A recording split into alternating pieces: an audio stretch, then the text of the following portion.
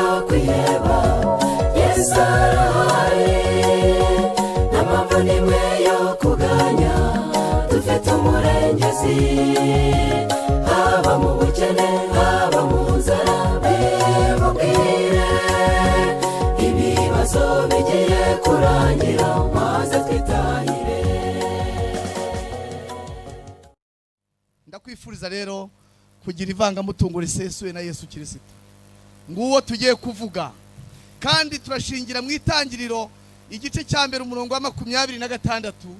Bibiliya avangwa Imana iravuga iti tureme umuntu agira ishusho yacu ase natwe. Ntabwo iri somo ritweretse ko Imana iri bureme umuntu uri ku ruhande rw'iko ishaka. Ntabwo Imana iri bugumukwayo ngo nuwo yaremye agumukwe, ahubwo iravuze ngo tureme umuntu agira ishusho yacu. Ntabwo nanone Bibiliya ivuze ngo tureme umuntu duse nawe. Ntabwo ari kuhanditse. Ntabwo ari tureme umuntu duse n'umuntu, kuko n'abari hano ubwabo nibasa. None si Imana ari gusa nande, ahubwo kugira ngo agakiza k'umuntu kategurwa hakiri kare yashatse ko umuntu ari uzarwana kugeza ku rugero agarutse agasa n'Imana. Ntabwo ari Imana isa n'abantu, kuko n'umugabo n'umugore barahabwa badasa. Habubwo n'abana badasa n'iwabo birashoboka. Iyo Imana iza gusa n'abantu bari gusa nande, ahubwo reka ituzaneyo duse nayo. Igice cya kabiri cy'Itangiriro umurongo wa 15. Uwiteka Imana ijyana wa muntu yaremye. Ijyana wa muntu yaremye imushyira muri yo ngo byo muri Edeni ngo ahingire ibirimo ayirinde. Iramujyana. Yari imuvanye he? Yari imushyize he? Yari hamushyiriye iki?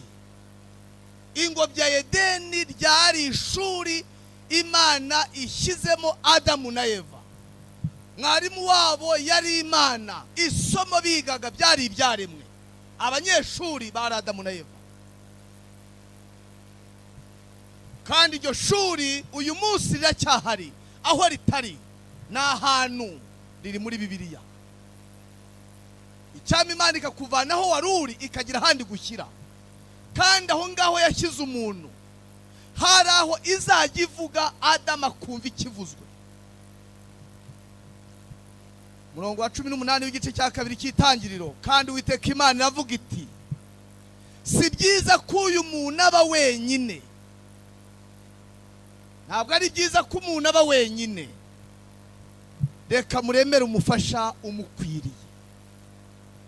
Uyu murongo unyemerere, hari abantu batamenyereye, intoki zabo ubwonko bwabo butamenyeranye na Bibiliya cyane.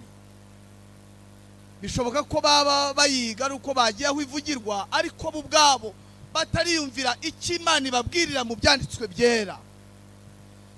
Aho kugira ngo uyu murongo uvuge ikibazo ngiye kukubaza, wowe urumva wavuga iki? Ari si byiza ko umuntu aba wenyine. Reka muremere umufasha bakwiranye. Icyo ni ikibazo cya mbere. Cyangwa umukwiriye, wahitamo iki? Ntabwo ndimo numva igisubizo mutanga, ariko uko biri kose hari cyo watanze. Reka muremere umufasha umukwiriye cyangwa bakwiranye. Wahitamo iki? Waguha umwanya ngo wandike Bibiliya ukagira aho wakwandika ngo iki? Ni iyihe mpamvu wakwandika uko wakwandika?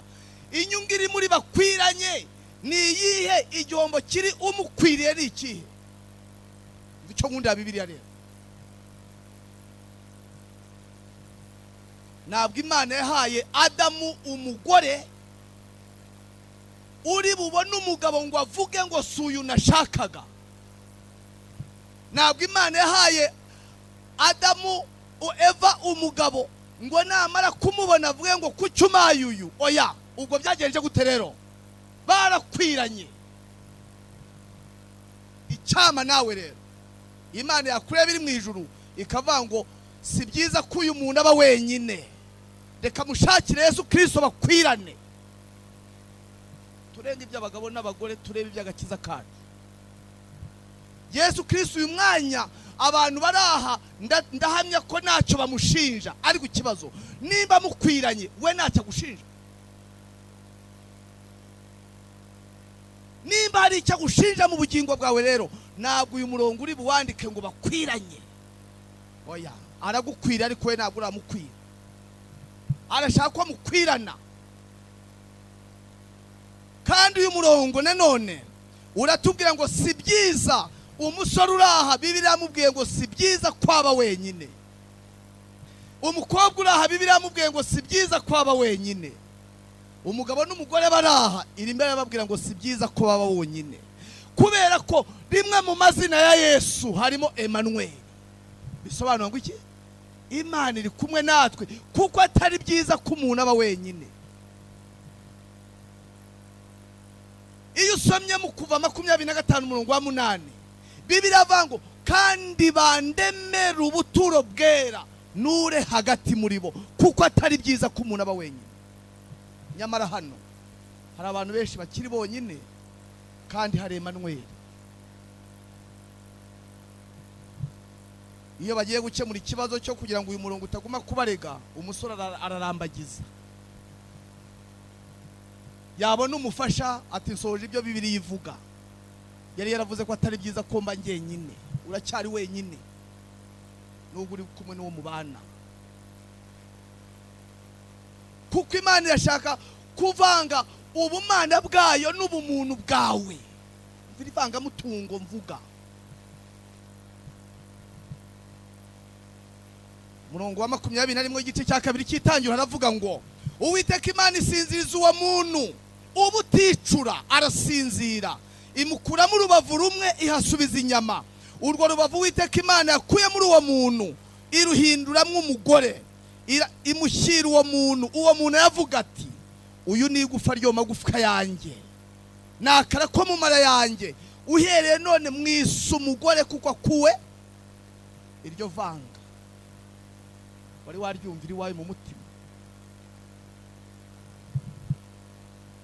Urumva aho umugore yavuye? Urumva iyo sano umugabo n'umugore bagombye kugirana? Kuki Imana yabonye ko umugore aboneka bisabye ko Adamu asinzirizwa ubuticura? Kuki yamuvanye mu rubavu? Nta handi byari gukunda. Hari aho ubwo nta handi yakoze, ubwo naho kandi haruzuye, ahubwo byari byihishe mwiki. Ni ubuhe butumwa bwari bwihishe muri iryo somo?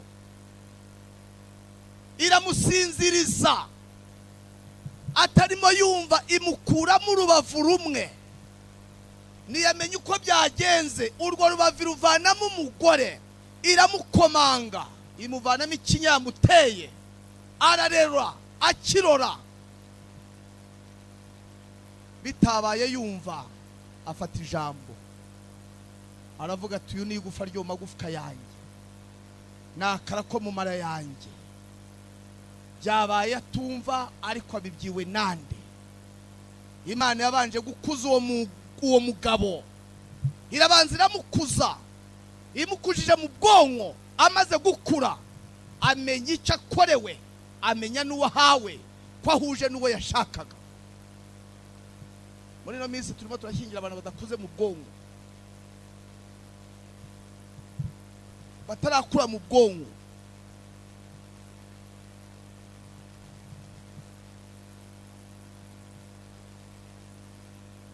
Reka ngaruke kuri cyo iri somo ritubwira.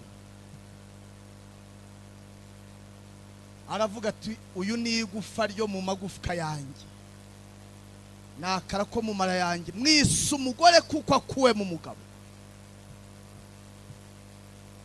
Ukuntu Imana yavanze umugabo n'umugore ngo bombi baba umubiri umwe.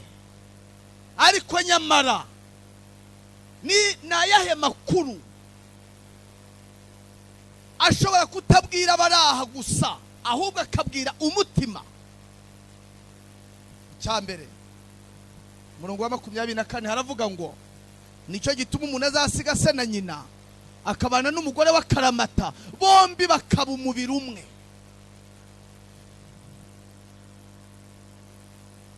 Pawulo we hari icyo yavuze mu Befeso, kandi ijambo yahavuze urigiri ryawe, umurongo wa 31 w'igice cya 5 cy'urwandiko Pawulo yandikiye itorero ryo mu Efeso. Nicyo gituma umuntu azasiga se na nyina akabana n'umugore bakaramata, bombi bakaba umubiri umwe. 3:3. Ibyo n'ubwira bukomeye cyane, ariko ibyo mvuga byerekeye kuri Kristo n'itorero. Umutungo w'Imana n'umutungo wawe, icyo uvanga n'Imana ni iki uyu munsi? Icyo wumva uvanga n'Imana ni iki? Zaburi 24 umurongo wa mbere, isi n'ibiyuzuye n'ibyo Uwiteka, isi n'abayirimo. Icyo Imana ishaka ko muvanga ni iki? Ugira iki ushobora kuzana ukavanga n'Imana?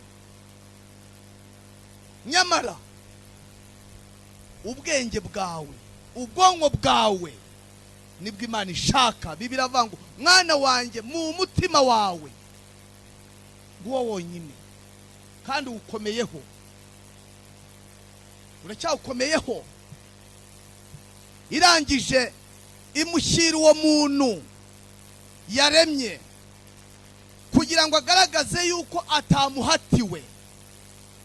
Ijambo yafashe urigiri ryawe. Nicyo gituma umuntu azasiga se na nyina akabana n'umugore w'akaramata, bombi bakaba umubiri umwe. Ari umugabo n'umugore uvi wabo ninde? Wowe ubyumva ute? Mushobora gutanga ibisubizo bitandukanye, ariko iyo urebye ubona uvi wabo ari nde? Bose barahava? Yego. Bibiri iravuga ngo nicyo gituma umuntu azasiga se na nyina akabana n'umugore w'akaramata. Uvi wabo ninde? Umugore avi wabo? N'umugabo uvi wabo? Icyo ni ukuri kujuje ibyangombwa. Nta munyabyaha uva mu byaha nawe ubaho. Nawe icyo gisubizo gikomereho.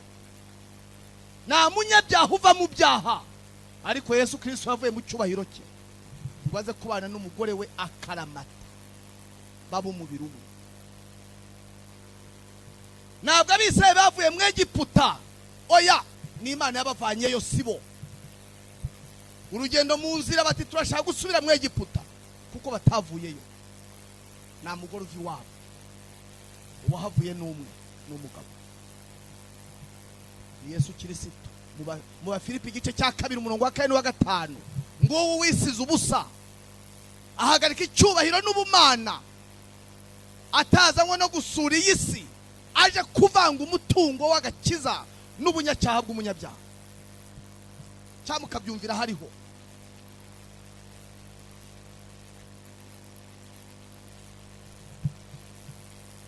Ndagira ngo mbabwire ngo padiri cyangwa umupasitoro uburyo bwose yakoresha ashyingira umusore n'inkumi, ibiganza babarambikaho, amasomo menshi yasoma, uburyo bwose yakoresha. Hari n'ijambo bavuga ati uhereye none uyabaye umugabo wa nyiranaka, uyabaye umugore wa kanaka. Ariko ikibazo, uwo mwanya hirya y'ibyavuzwe byinshi, uwo mukobwa yatwara inda, yasama inda. Yego, amagambo yose pasitoro yavuga cyangwa padiri, amasomo yose yasoma, indirimbo zose zaririmbwa, byatera inda uwo mukobwa. Shoboka, bishoboka. Ubwo bidashoboka rero, shakira ikisubiza ahandi, shakira ahandi. Imana irababwira iti mugende mubyare mworoke mwuzure isi. Wakubaza ikibazo, kandi ndagusaba ngo ugisubize, ukisubize cyangwa ucyongorere uwo mwegeranye. Adamu na Eva barya ku giti Imana yababuje kuryaho, ikababwira ngo umunsi mwacyo no gupfa muzapfa. Bamaze kukiryaho, basize abana bangahe?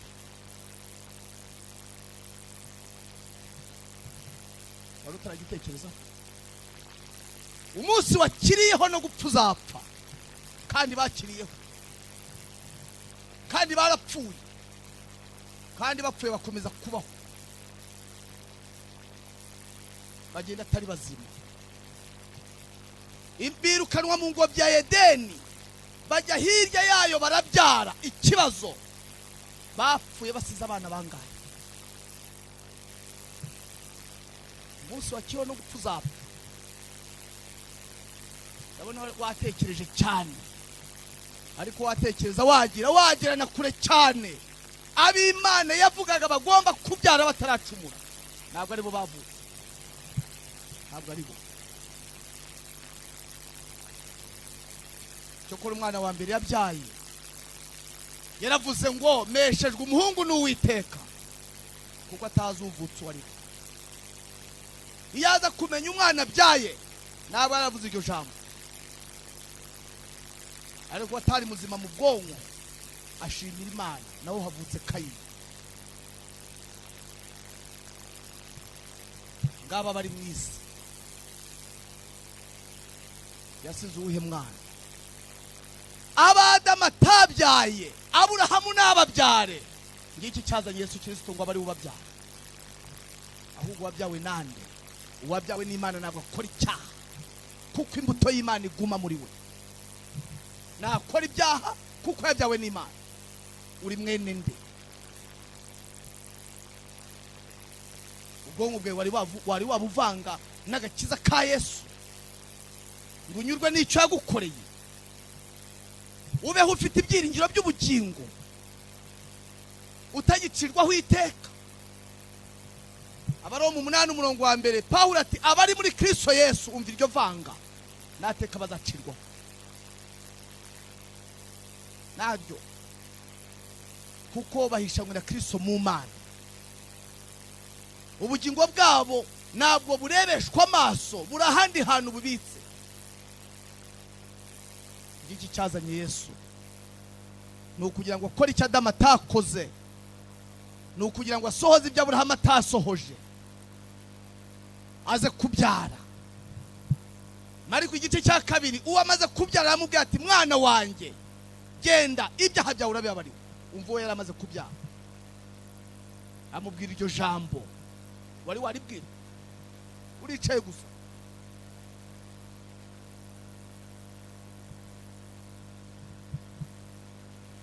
Luka, ubutumwa bwiza bwa Yesu bwanditswe na Luka igice cya 1 umurongo wa 26. Ubutumwa bwiza bwa Yesu bwanditswe na Luka igice cya 1 ku murongo wa 26. Mu kwezi kwa 6 marayika Gaburiyeli atumwa n'Imana mu mudugudu witwa Galilaya, hitwa Nazareti, ku mwari wari warasabwe n'umugabo witwaga Yosefu wo mu nzu ya Dawidi. Izina ry'uwo mwari ni Mariya. Amusanga aho ari, aramubwira ati ni amahoro, uhiriwe umwami Imana iri kumwe nawe. Ariko we ahagarikwa umutima cyane n'iryo jambo, atekereza indamutso icyo ari cyo. Marayika aramubwira ati witinya Mariya, kuko uhiriwe ku Mana, kandi dore uzasama inda, uzabyara umuhungu, uzamwite nde? Mariya. Niki cyagiye muri we, kandi niki cyavutse? Hagiyemo Mwuka Wera, ariko ntihavuka Mwuka Wera. Abatazi iby'umwuka iyo barebaga Yesu baravugaga bati ni mwene Yosefu w'umubaji. Yari agiye gukora iki muri Mariya? Abaheburayo igice cya 10 umurongo wa 5 baravuga ngo yari agiye gutora mu mubiri ngo awuhindure umwenda yambara. Ubumana bwa Yesu mwisi ngo butarebeshwa n'abantu, ahubwo abwambika ubumana. Ubumana bwambika ubumuntu. Ajya muri Mariya amaramo amezi 9 agiye gushakamo umwambaro w'umubiri, maze kubona umukwiriye arawambara, aravuka. Avuka nk'uko abandi bavuka ari Imana. Arakura, Bibiliya avangwa abyiruka ashimwa n'Imana n'abantu. Avuka atwarwa n'amategeko ngo acungure abatwarwa nayo, biduheshe twebwe guhinduka abana b'Imana. Uwo nguwo rero wambaye uwo ubumuntu ntabwo ashobora gufata ubumana bwa Yesu ngo ubuvangure n'umuntu bishoboke. Yari yavanze uwo mutungo. Nguwo wavutse kwa Mariya, ari marayika uzanye ubwo butumwa. Kandi umurongo wa 35 w'icyo gice cya mbere cya Luka, marayika aramusubiza ati umwuka wera azakuzaho n'imbaraga z'isumba byose zizagukingiriza, nicyo gituma uwera uzavuka azitwa umwana w'Imana. Imbaraga z'Imana zizamukingiriza zari kumukingiriza iki? Iteko ry'Abayuda, iteko rya Bibiliya byatereshaga amabuye uwasambanye. Mariya yagomba kuyaterwa rero, ariko haza imbaraga zitarebeshwa amaso ziramukingiriza. Nta munsi Abayuda batashatse gukora inama ngo bamutere amabuye, birabananira kuko imbaraga z'isumba byose zimukingirije. Zimaze kumukingiriza, igihe gikwiriye gisohoye, Mariya abyara Imana. Urumva nawe umuntu nkawe, Imana ivukira mu isi amezi 9 mu nda ya Mariya, agenda mu bana rya nk'abantu kugira ngo ashyikire imitima yabaye akahebwe, yagiye mu ruhande rw'umwanzi. Nguwo uwo marayika yabwiye Mariya ati uzamwite Yesu, bisobanura ngo niwe uzakiza abantu ibyaha byabo. Ubwonko bwawe bwikora buri ukwabwo, bwerekeze mu gakiza ka Yesu, bibe umwe. Nicyo gituma umuntu azasiga se na nyina akabana n'umugore w'akaramata ngo bombi babe umubiri umwe. Nibamara kuba umubiri umwe, nicyo cyatumye Adamu adaceceka ati uyu ni igufa ryo magufwa yanjye, nakara ko mu mara yanjye, mwise umugore kuko akuwe mu mugabo. Nyamara abantu bajya bavuga ngo uko abantu bamara igihe babana bagenda basa, ariko ikibazo iyo murebye mubona basa kuki? Iyo uroye ubona ugenda usa n'umufasha wawe, ariko musa kuki? Ndatinya ko atari ugusa mu gakiza, ndatinya ko atari ugusa mu kubaha Imana.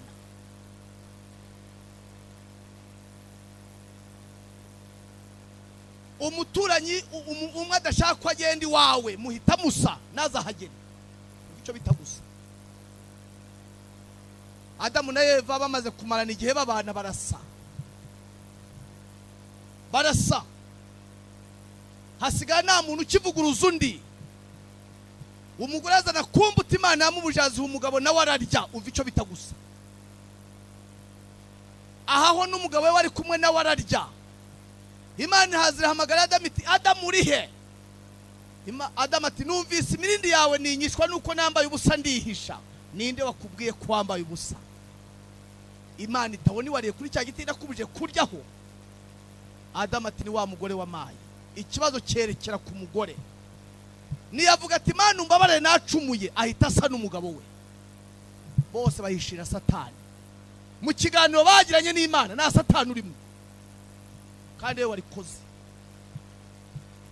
Iki kibazo umuntu afite, aho kugira ngo umuntu yemere icyaha aravuga ngo ni kanaka wamemukiye.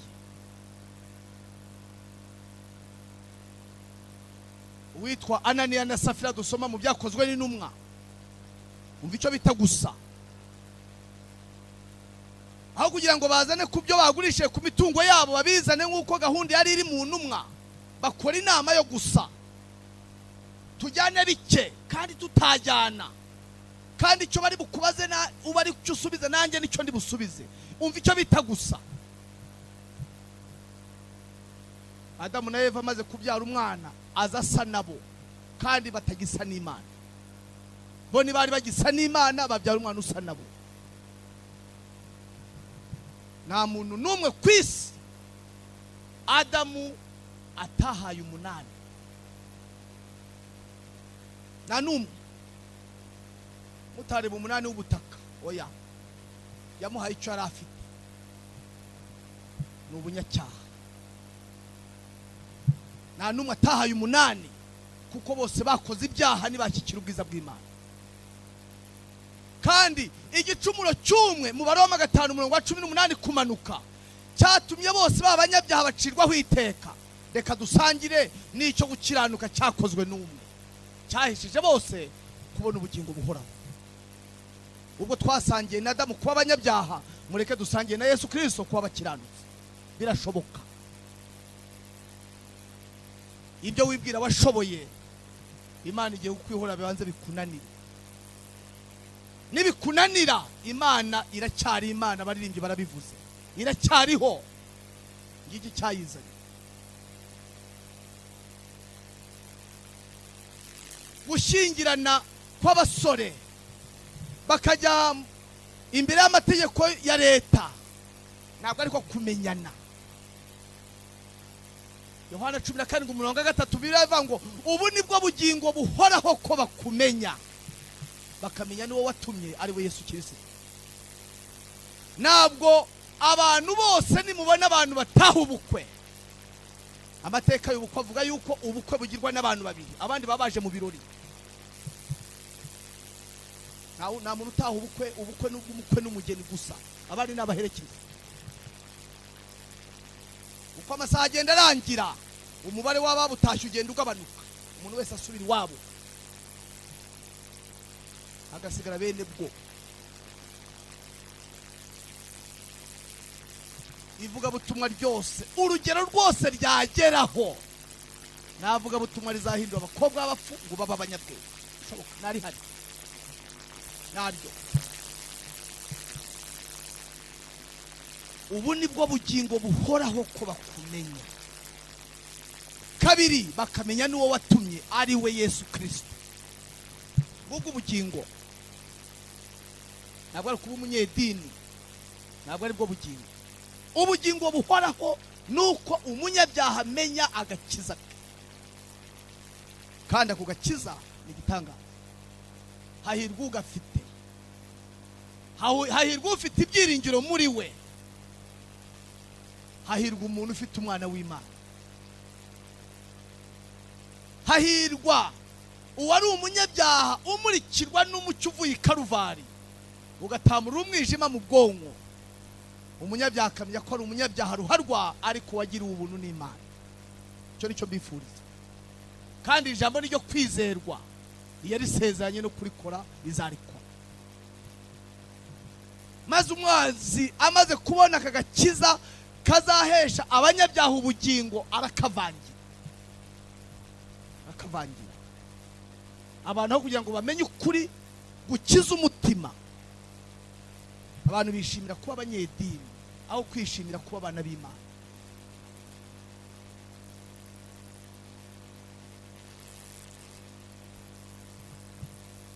Nicyo gituma umuntu azasiga se na nyina akabana n'umugore w'akaramata, bombi bakaba umubiri umwe. Uri umwe n'Imana. Ari ukuba umwe na Yesu no kuba umwe n'icyaha, wumva uri umwe n'iki mu bwonko bwawe? Wumva uri umwe n'iki? Abantu benshi barasenga, barifuza agakiza. Nge ntabwo mbona ko abantu barwanya Imana, ahubwo muri bo harimo imbaraga irwanya Imana. Abaroma 8:7 Pawulo yabisobanuye ati kuko umutima wa kamere ari umwanzi w'Imana, kuko utumvira amategeko y'Imana kandi ntushobora kuyumvira. Kandi abari mu butware bwa kamere ntibashobora kunezeza Imana. Maze Satani amaze kubona icyicaro muri Adamu, akibonye muri Eva, igice cya 3 cy'Itangiriro, Imana y'imbabazi bitari ubwa mbere ibagendereye, batangira kuyibona mu isura y'Imana. Atari uko Imana yacu ihinduka, ahubwo nibo bari bahindutse. Murongo wa 8 w'igice cya 3, bumva imirindi y'Uwiteka Imana igendagenda muri ya ngobyi ya n'umunsi.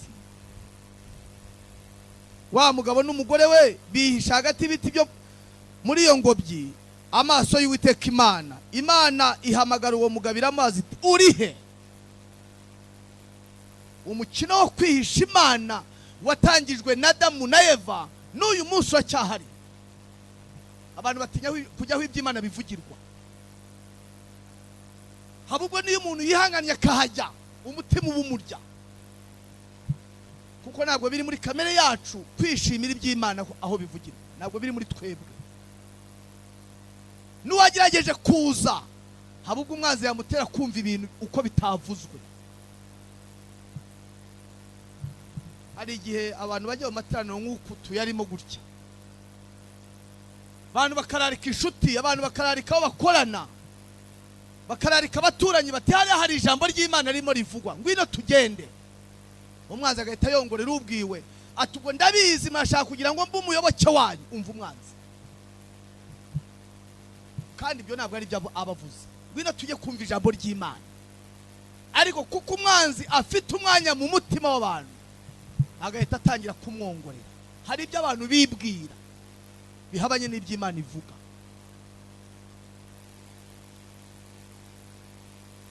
Nibuka kandi ibyo nge numvise bimbabaje. Mukecuru rwose no kumujyana ukamugeza aho amateraniro yari ari byari bigoye kubera nambaraga yari afite. Abamujyanye bari bamufashe mu maboko. Ageze ku rusengero, ageze aho amateraniro yaberaga, umubwiriza arabwiriza, maze asoje atumva, Mana gendera imitima y'aba bantu abakuze n'abato, ubashoboze gufata icyemezo cyo kwiyegurira Imana. Umukecuru ashyira akaboko hejuru, nabwo bamufashe ati narahiye ko nzagwa mu idini y'iwacu, sinshobora guhindura, ndabizi nibyo byabazanye. Kandi ubwo no kubivuga bari bamufashe ngo atagwa. Umubwiza atari ko se mukecuru, n'uwashaka abayoboke,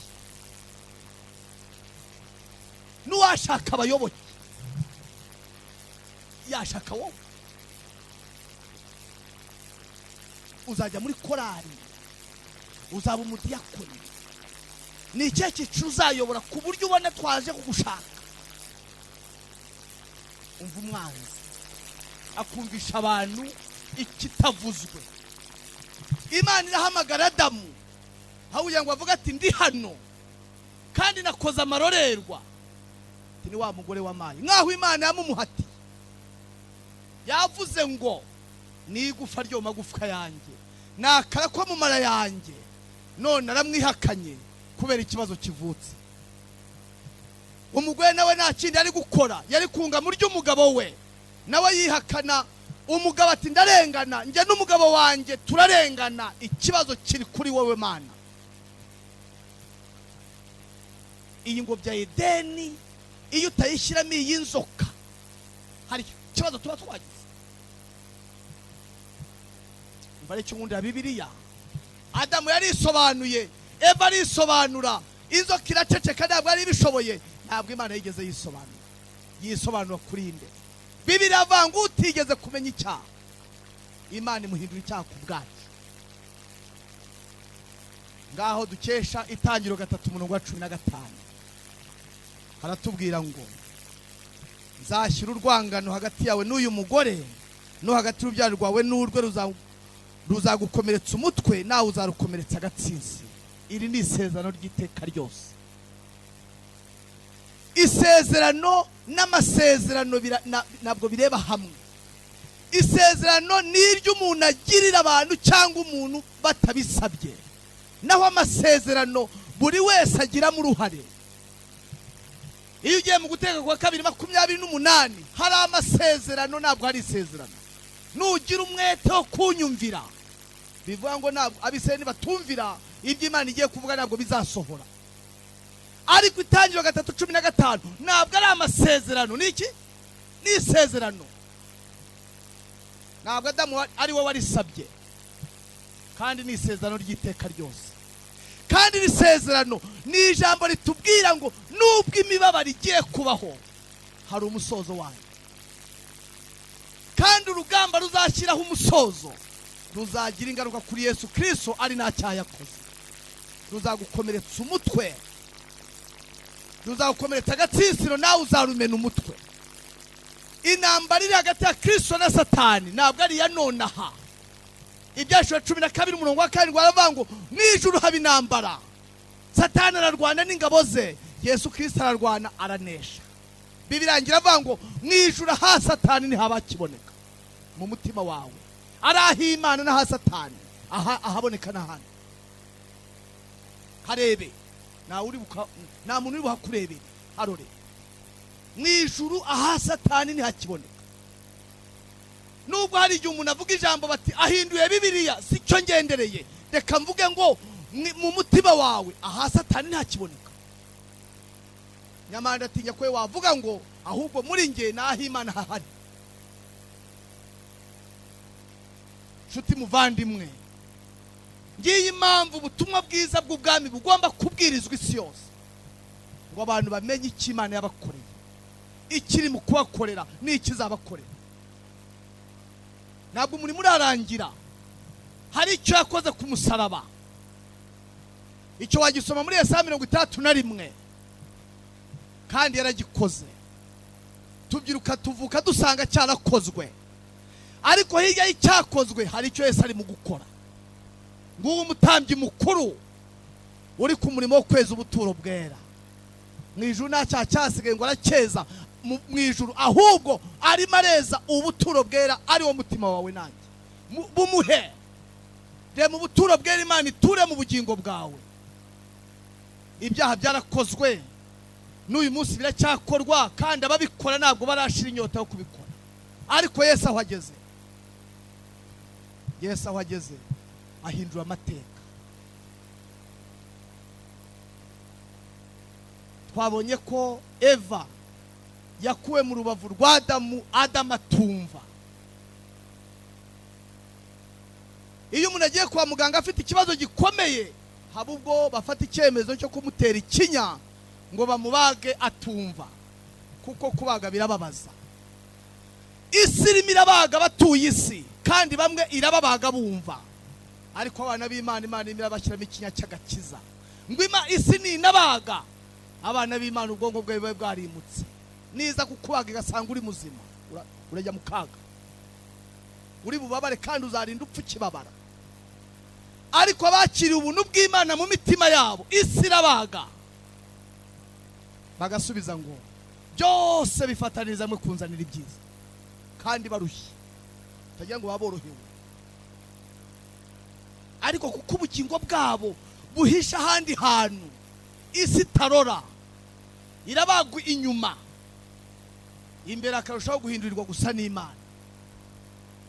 Iryo vangamutungo risesuye ryari ryaboneka mu bugingo bwawe,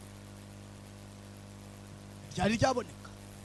Iyo usomye igice cya 3 cy'Itangiriro umurongo wa 1, inzoka yarushaga uburiganya inyamaswa zo mu ishyamba zose Uwiteka Imana aremye. Ibaza uwo mugore iti, ni ukuri ko Imana yaravuze iti nimuzarye ku giti cyose cyo muri iyi ngobyi. Reba nawe ibitari ikibazo, Satani abihinduye ikibazo. Uwo mugore arayisubiza ati, imbuto z'ibiti byo muri iyi ngobyi twemererwa kuzirya, keretse imbuto z'igiti kiri hagati y'ingobyi n'izimana yatubwiye iti nimuzazirye, nimuzazikoreho mutazapfa. Iyo nzoka ibwira uwo mugore iti, gupfa nimuzapfa, kuko Imana izi yuko umunsi mwaziriyeho amaso yanyu azahweza mugahindurwa nk'Imana, mukamenya icyiza n'ikibi. Satani ntabwo yazanye ikinyoma aremye, ahubwo yifashishije iby'Imana yavuze. Abantu bari muri Bibiliya hari igihe bagira ngo ubwo niko kuba mukuri, sicyo. Eva atega amatwi umushukanyi, aho kwizera icyo Imana yamubwiye ngo nimukiryaho no gupfa muzapfa. Umwanzi ahindura imvugo, abereka ko hari iterambere bari bugereho nibaramuka bariye ku by'Imana yababujije. Bibiliya irambwira ngo uwo mugore abonye yuko izo mbuto zifite ibyo kurya byiza, kandi ntabwo araziryaho. Abyiwe n'iki ko gifite ibyo kurya byiza? Ijambo ry'umwanzi ryatangiye gukora mu bwonko bwe. Arasoroma aryaho, ahaho n'umugabo we wari kumwe nawe arazirya.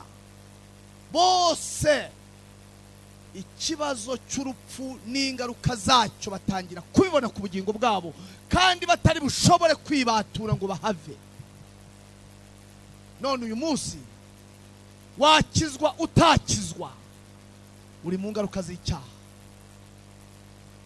Iyo rero abantu bamaze kubona bari mu ngaruka z'icyaha, aho gushaka icyabahesha ubugingo buhoraho, basaba Imana ngo ihagarike ingaruka, nazizahagarara kugeza igihe cyategetswe n'Uwiteka, kuko na Yesu Kristu ubwe izo ngaruka zamugezeho. Arimo agenda agiye Yerusalemu, arimo agenda ajya kubambwa, abwira abamuririraga ati nimwiririre, ati kandi ubwo bibaye ku giti kibisi nibigera ku cyumye bizagenda gute? Utarakoze icyaha urupfu ragenda rumumara iminsi 3, arakubitwa arababazwa, bisoza ageze ku musaraba. Abasirikare b'Abaroma bafata icumu, nibaritera mu nda, nibaritera mu mugongo, baromboreza aho Eva yavanywe mu rubavu rwa Adamu, bamutera icumu mu rubavu. Ntabwo urwo rubavu rwavuyemo umugore urebeshwa amaso, ahubwo havuyemo isabune, havuyemo amazi n'amaraso, kandi amaraso atavuye kubabarirwa ibyaha ntibyashoboka. Umva iryo vangamutungo risesuye turimo twiga.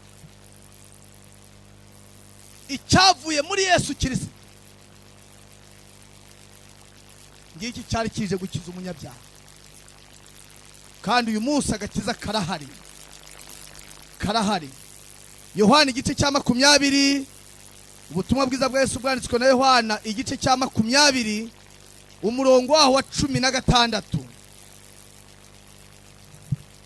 Yesu aramubwira ati Mariya. Nimusoma Bibiliya ahanditse Mariya, ahantu hose muri Bibiliya ntabwo Yesu yigeze hari aho avuga Mariya ngo amuvuge mu izina, uretse ahangaha. Kuki uyu munsi yamuvuze mu izina? Ubundi yavugaga mugore, ariko uyu munsi agiye kumuvuga mu izina. Mariya arahindukira amwita bamugihe burati Rabuni, bisobanurwa ngo databuja. Yesu amubwira ati nunkoreho kuko narazamuka ngo njye kwa data, ahubwo ajya kubwira bene data yuko nzamutse ngiye kwa data ari we so, kandi ku Mana yanjye ariyo Mana yanjye. Umva iryo vangamutungo, umva icyo Imana yadukoreye. Ntabwo Yesu Kristo hano arimo agaragara nk'Imana, ahubwo arimo aragaragara nk'umuvandimwe wanjye, arimo aragaragara nka mukuru wawe, arimo aragaragara nka musaza wawe, arimo aragaragara nk'uwihwanyije n'umunyabyaha mu byago yagize. Genda ubwire bene data ko ngiye kwa data, ku Mana yanjye ariyo Mana yawe. Kubera iki? Ubumana bwe yabwambitse ubumuntu, kuko atari byiza ko umuntu aba wenyine. Wikwifuza kuba wenyine, hari Imana ishaka kubana nawe. Wikwifuza kuba wenyine, kuko hari uwamanitse amaboko hagati y'ijuru n'isi, aratangaza ngo nimanikwa hagati y'ijuru n'isi nzireherezaho abantu bose. Mubo yireherejeho burya nawe urimo no kutarabimenya, ahubwo umwanzi yagushyize inyegamo mu bwonko ngo utamenye icyo Yesu yagukoreye. Ngiyi inkuru nziza y'ubutumwa bwiza, ngiyi impamvu turi hano, ni ukugira ngo abantu bamenye ibyo, ni ukugira ngo ibyo bisobanuke, abantu bave mu ntege nke zo guhora batsindwa nk'aho Imana yacu atari umunesha. Igihe kirageze ngo inshuro wagiye imbere y'Imana ugiye kuyisaba imbabazi uzikoreshe ugiye kwishimira icyo yagukoreye. Wari wajyanwa no gushima Imana? Uzi guhora imbere y'Imana uri muri Imana mbabarira? Wazagize nibura igihe ujyayo utajyanwa no gusaba imbabazi ugiye kwishimira icyo yagukoreye. Uwabambwe hagati y'ijuru n'isi, nguwo uwatangaje ati uhereye none umutware w'abisi abaye igicibwa. Ubu Satani ararwana urwo adashobora gutsinda. Ubu Satani azi ko mu bugingo bwe nta bubasha gifite bwabuza umuntu kubona ubugingo buhoraho. Umuntu wenyine niwe wabwibuza, wenyine. Ubwo Imana itabujije Adamu kugenda ngo asorome ku mbuto z'igiti kimenyekanisha icyiza n'ikibi. Ntabwo aribuza abamarika ngo bagende bamufate bamuhagarike, aragenda acumura bishaka. Niko Satani nta bushobozi afite bwabuza Adamu na Eva kongera kugarukira Imana. Nimvuga Adamu na Eva, wumve mu izina ryawe. Yesu yari yaguhamagara mu izina nk'uko yari hamagaye Mariya. Yari yaguhamagara kandi ararizi, ariko hari igihe yaba kwita ikitari icyo ashaka kwita. Impamvu Yesu yahamagaye Mariya mu izina nuko atari Mariya Bibiliya yita maraya. Yari yabanje kumukora igikorwa kimubabarira. Nguwo wazindutse mu gitondo kare, kuki atagiyeyo Petero? Mariya amurushaka kwiruka. Kuki atagiye Yohana? Ntibishoboka. Kandi agiye gusohoza icyasohojwe kuri Adamu na Eva mu ngobyi ya Edeni. Iramusinziriza, imukuramo urubavu, iruvanamo umugore. Adamu atuye n'igufa ryo magufwa yanjye, nakarakoma yanjye mwisa umugore kuko akuwe mu mugabo. Nguwo agomba kugera ku gituro bwa mbere n'uwababariwe, kandi ntabwo yagomba kugenda ari umuhungu. Oya, nguwo wagiye, uwo Yesu yari yahaye agakiza mbere y'uko abambwa. Nguwo Yesu yavuze ngo aho ibyanjye bizavugirwa, ibya Mariya bizagaruka, kuko n'ubuhamya. Nigeze gusoma amagambo yashimishije Pawulo yavuze, yandikira Timoteyo ati, mwana wanjye Timoteyo, nubwo nari mubi, nubwo nari umutukanyi, nubwo nangije ibintu, nubwo ibyo nakoze nakagombye kubabarirwa, atariko ndashimira Imana umwami wanjye ko yambabariye. Ati kandi yabikoreye kugira ngo abantu nibumva ibyanjye mu mateka ya mbere ndi mubi, bakumva ibyanjye narababariwe, bamenye ko dufite Imana ibabarira. Ngiye Imana tuje kubabwira, ni Imana ibabarira, ni Imana itagira inzika. Iyo umuntu agiye mu gituro yararakaye, muribaza azazuka ate? Muribaza nazuka azazuka ate? Uko umuntu yinjira mu gituro ameze niko azaza, nta kizahinduka. Abantu babambye Yesu baramugambanira, baramucuza, bamwambika ubusa. Yinjira mu gituro yahemukiwe, ariko uko yinjiye mu gituro ari umunyembabazi, yazutse ari umunyembabazi.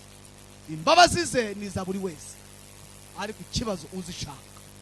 Nawe urazishaka, nawe urashaka ko Imana ivanga umutungo wayo n'uwawe, nawe udashyitse. Ntabwo igusaba amafaranga ngo muvange umutungo, kuko isi n'ibiyuzuye n'iby'Uwiteka. Ntabwo igusaba amatungo yawe, nayo ni Imana yaguhaye, ahubwo iragusaba umutima wawe ngo iwuvange n'ubumana bwayo, maze isomo risohore ngo abari muri Kristo Yesu bahinduka icyaremwe gishya, kuko ibya mbere bishize. Uyu mugoroba mwiza, reka mfatanye namwe ngo dushime Imana yavanze umutungo n'umunyabyaha, kandi uwo mutungo yawuvanze mu buryo busesuye. Nta kimana yisigiye idakoreye umunyabyaha. Reka sabe Imana yo mu ijuru ngo abashyitsi baraha, n'undi wese uraha nawe wifuza kuvanga umutungo n'Imana, yigira hafi dusenge. Ari he?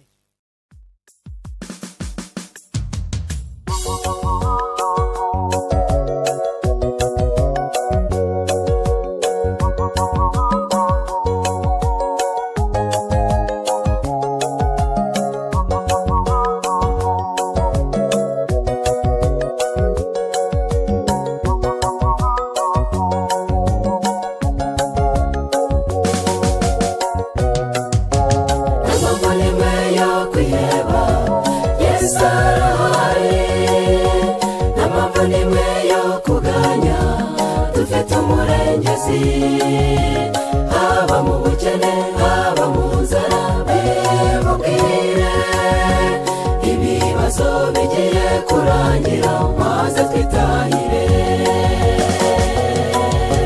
Ntabwo nimwe yo kwiheba, Yesu arahari.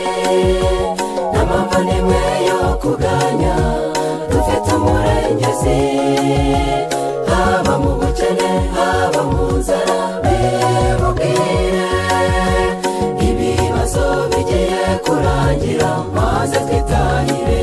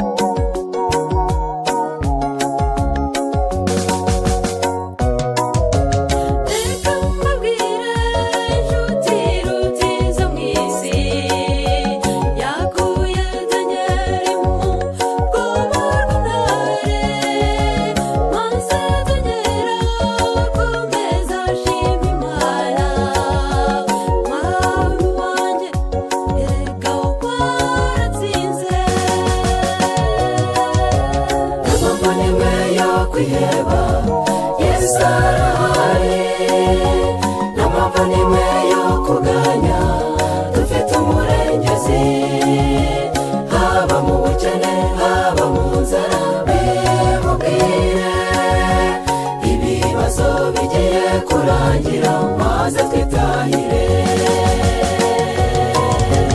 amambo nimwe yo kwiheba Yesu arahari amambo nimwe yo kuganya dufite umurengezi haba mu bukene haba mu nzara bimubwire ibibazo bigiye kurangira maze twitahire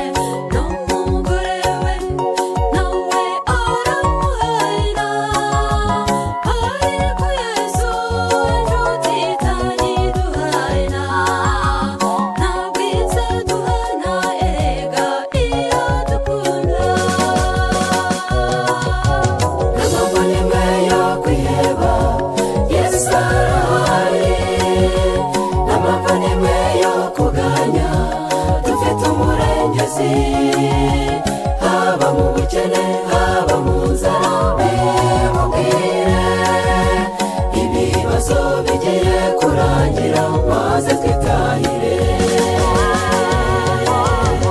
amambo nimwe yo kwiheba Yesu arahari n'amambo nimwe yo kuganya dufite umurengezi haba mu bukene haba mu nzara